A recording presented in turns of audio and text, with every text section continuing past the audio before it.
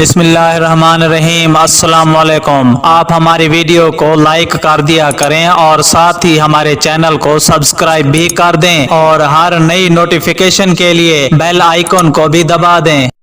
مقبوضہ کشمیر کی صورتحال پر یورپی پارلیمنٹ کا شدید رد عمل، بھارت کو بدترین شکست، مودی سرکار سے بھارتی آئین کے آرٹیکل 370 اور دفعہ 35A ختم کرنے کے فیصلے کو فوری طور پر واپس لینے کا مطالبہ کر دیا گیا۔ تفصیلات کے مطابق بھارت کو پاکستان کے خلاف سفارتی محاذ پر ایک اور شکست کا سامنا کرنا پڑا ہے۔ یورپی پارلیمنٹ کی خارجہ امور کمیٹی کے اجلاس میں بھارت کو شدید تنقید کا نشانہ بنایا گیا اور مقبوضہ کشمیر کی صورتحال کو تشویشناک قرار دے دیا گیا۔ انسانی حقوق کمیٹی کی چیئرپرسن ماریا ایرینا نے کہا ہے کہ مقبوضہ کشمیر میں صورتحال بہت خراب ہے، جبکہ اجلاس کے شرکاء نے مودی سرکار سے مطالبہ کیا ہے کہ بھارتی آئین کے آرٹیکل 370 اور دفعہ 35A ختم کرنے کے فیصلے کو فوری طور پر واپس لیا جائے۔ یورپی یونین کے ارکان پارلیمنٹ نے کہا ہے کہ بھارتی وزیر اعظم مودی انتظامیہ کا رویہ قابل مذمت ہے۔ مقبوضہ کشمیر سے کرفیو